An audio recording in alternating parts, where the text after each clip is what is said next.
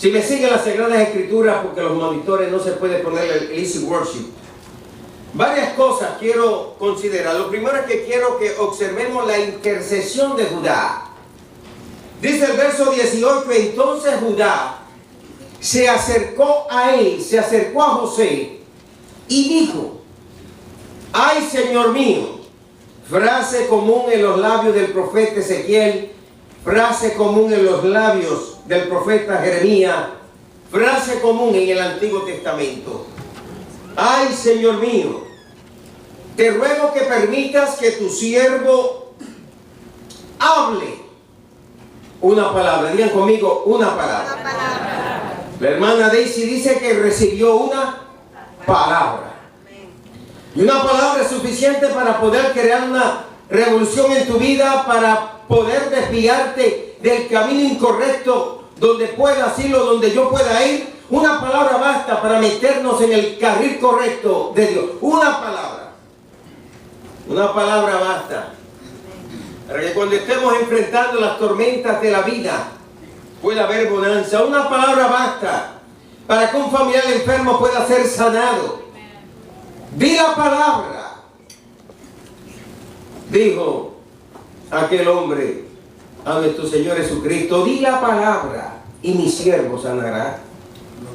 Di la palabra y recibiré el milagro. Y él les dijo una simple palabra en medio de la tormenta: tened ánimo. Y en medio del desaliento de sus vidas, cuando aparece ante ellos, le dijo: tened la paz. Una palabra, hermano, puede hacer la gran diferencia. Y si en este día, en las muchas palabras que me tocara compartir, miraba en el informe del internet, de la computadora y aquí de la iPad, que supuestamente tengo 2.882 palabras y 52 párrafos en las notas registradas para hoy, que se harán más extensas o se harán reducidos, pero creo que hoy estaré hablando sobre unas 3.000 palabras ante ustedes. Pero no interesa que sean las 3.000 palabras, basta que sea una sola palabra que pueda bendecir tu vida y tu ministerio. Una sola palabra. Una sola palabra. 2.688 palabras. 12.591 caracteres. 15.307 caracteres que incluye letras, comas, puntos, semicomas. 15.307. 52 párrafos. Bueno, eso es sencillo, Guinea, porque tú tienes el iPad y lo pones ahí mismo y te da toda la información. Pero basta una sola palabra. Amén. Te ruego que permitas que hable tu siervo una palabra en oídos de mi Señor. Y no se encienda tu enojo contra tu siervo, pues tú eres como Faraón. Judá aparece como un personaje prudente, un personaje sabio. Dos cosas que marcan en prudencia cuando hablamos y en sabiduría cómo nosotros hablamos. Le llama Señor mío, le compara con el faraón. Usa una expresión de retórica conocida como el símil, que es que aparece la palabra como.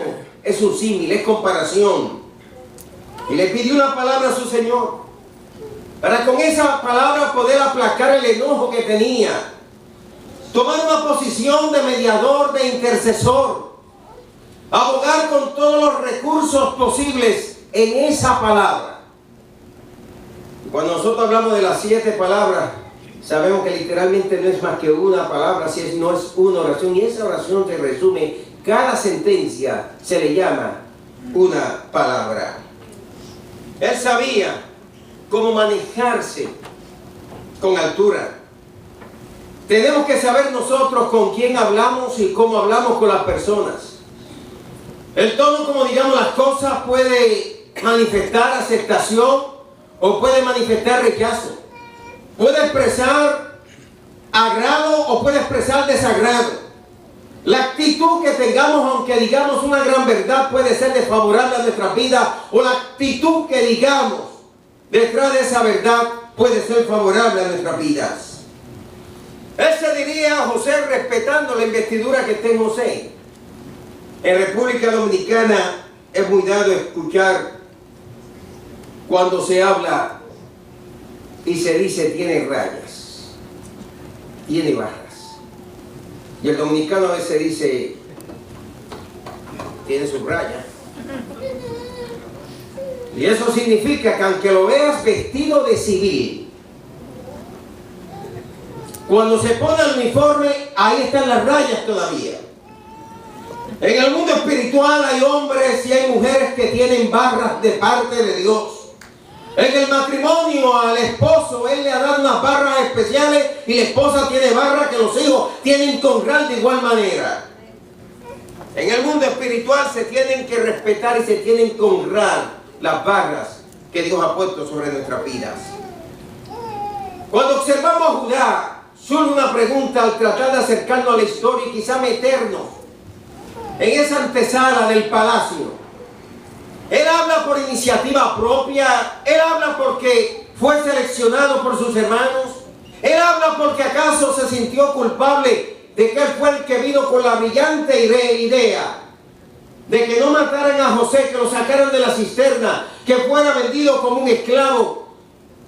Él está hablando porque ve a su hermano menor y pudo ser testigo del largo luto que el padre tuvo que mantener por José.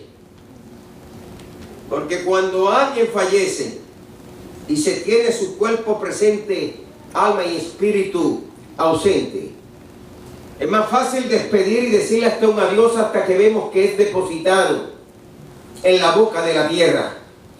Pero cuando alguien fallece, un avión que cayó, se ahogó en el mar, no aparece su cadáver, se quemó en un lugar, no aparecen rastros ninguno, se desapareció y no sabemos de su paradero, pero se nos informó que en algún lugar le mataron y apareció quizás en alguna morgue de algún estado.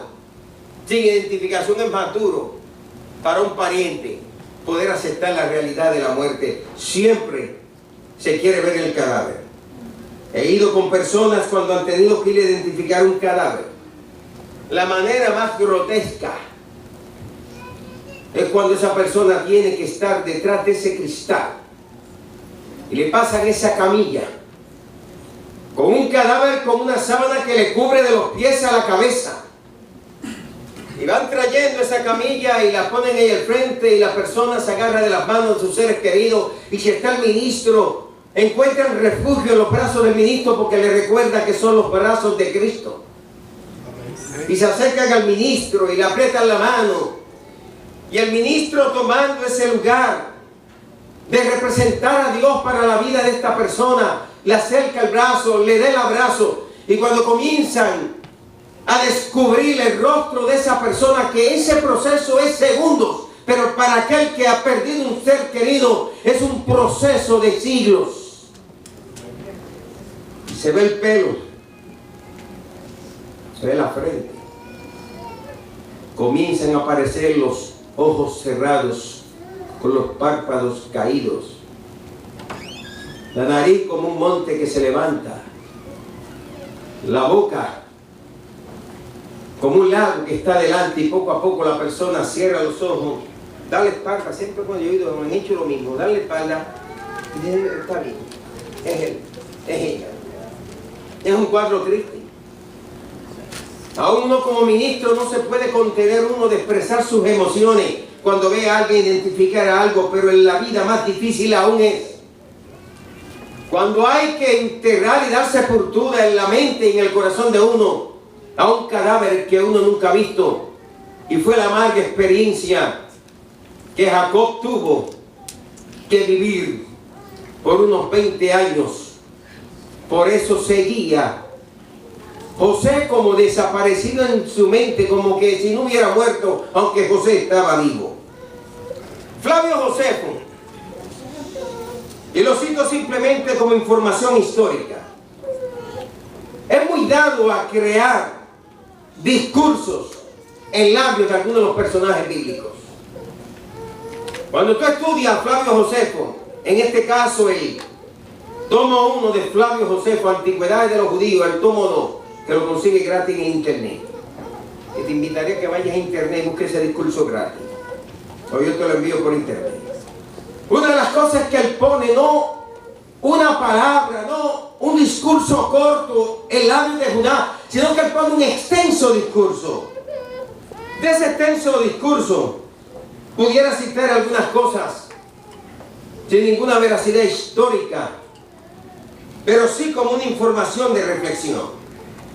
No obstante, dice Flavio Josefo que Judá se expresó diciendo, y repito, es una información extra bíblica, porque lo que dice la Biblia es lo que es, pero Flavio Josefo gustaba de poner estos discursos. No obstante, nos queda alguna esperanza, algo que nos impide lanzarnos a la desesperación y que nos enseña que debemos basarnos en tu amabilidad de prometernos que seríamos bien librados del presente peligro, que tú con ese excelente carácter puedes inspirar en tu virtud ese odio que pareces profesar, que estoy dispuesto a creer que Dios quiso dar a ti la oportunidad de que puedas demostrar esa virtuosa disposición. Es más glorioso aún salvar a los que han cometido faltas que castigarles por las grandes ofensas. Y sigue el discurso. Finalmente el discurso termina con las palabras que dice a Judá: nos librarás de una condena, no solamente para protegernos, sino para concedernos un favor que nos pueda dar mayor justificación. Con ello habrás hecho más por nuestra liberación que lo que nosotros pudiéramos hacer. Es un discurso de casi 3 páginas. Flavio Josefo trataba de apelar a la simpatía de los romanos, de demostrarle la sensibilidad de los judíos cuando escribe Antigüedades de los Judíos, como cuando escribió la guerra de los judíos. En ese famoso discurso de Eleazar Ben Yair en Masada, que vuelvo y digo, es un discurso de Flavio Josefo, pero se ha hecho un discurso casi histórico para los judíos, lo tienen escrito. Los jóvenes judíos lo repiten en coro cuando van a hacer la juramentación para servir al Estado de Israel. Un discurso creado por Flavio Josefo. Una palabra. No las muchas palabras que pone Flavio Josefo, pero lo que enseña la Biblia es una simple palabra. Algo que no recorre más de 3 pasajes bíblicos es suficiente para que muchas cosas puedan cambiar en la vida de los seres humanos. Una palabra puede cambiar muchas cosas. No es hablar demasiado, no es decir muchas cosas. No es la oratoria o la verbosidad que se puede emplear. No es buscar impresionar a nadie con una lluvia de palabras, sino saber comunicar una palabra. Amén. No hablemos mucho, digamos una palabra. No es estar 2 horas repitiendo los mismos estribillos ante el Dios Todopoderoso en esa oración, sino ir específicamente a decirle a Dios lo que nosotros necesitamos. Nuestra hermana recibió una palabra. Y era la palabra sencilla: perdona. Una palabra que puede revolucionar la vida de cualquier ser humano. Una palabra que nos enseña a vivir mejor en este planeta Tierra. Una palabra que nos lleva a armonizar con nuestros semejantes, nuestros homólogos, nuestros coterráneos en este planeta Tierra. Una palabra puede evitar que un matrimonio llegue al borde del divorcio. Una palabra. A veces hay matrimonios que, como cualquier matrimonio, enfrentan sus crisis en la vida. Y hay crisis que son resolvidas entre ellos, pero hay crisis que necesitan a una tercera persona que le preste los oídos, que le dé la atención, que pueda mediar, que pueda ayudarle a los dos a darse la mano en reconciliación y amistad. Y van simplemente en busca de esa palabra. La palabra que resuelve cualquier crisis matrimonial es la palabra perdón. La palabra que ayuda a un matrimonio a sobreponerse a las tormentas de la vida es esa palabra reconciliación. La palabra que movió el corazón de Dios por esta creación. Y Él hizo los ángeles, pero no hizo provisión para la salvación de los ángeles. No hizo ninguna provisión. Uno están en el Tártaro, otros 4 atados junto al río Éufrates, otros andan por ahí sueltos con sentencia ya sobre sus cabezas. Pero para el ser humano, que Él lo creó en estado de impecabilidad, el ser humano fue creado impecable, como Jesús de Nazaret. Cuando el Cristo toma el cuerpo de Jesús, no había pecado ahí. No había contacto del Padre. Hizo la previsión para que tampoco la naturaleza pecaminosa que tenía María se pudiera transmitir. Y Cristo nunca mintió, Cristo nunca pecó. O sea, en Él no hubo pecado. Dice la Biblia que fue tentado en todo, pero sin pecado. Él decía que vino a obedecer al Padre, vivió obedeciendo al Padre. Por el sufrimiento aprendió la obediencia, por la obediencia llegó a la perfección. A todo lo que se expuso el Hijo desde el principio, solamente el proceso de la encarnación. Dios hacerse hombre, vestirse de hombre, ponerse las limitaciones del ser humano. Es como tú y yo ponernos una camisa de fuerza. El rechazo de la gente de Nazaret, que no creían en Él. Sus propios hermanos no creían en Él. Los líderes religiosos lo atacaban y lo criticaban. Muere con una muerte real de todos los mortales. Pero al tercer día se levantó de entre los muertos con un cuerpo glorificado. No era una apariencia, no era una semejanza. Él dijo, es un cuerpo. Tiene carne y tiene huesos. Y se comió un pescado asado. Y se levantó en presencia de sus discípulos y se fue al cielo.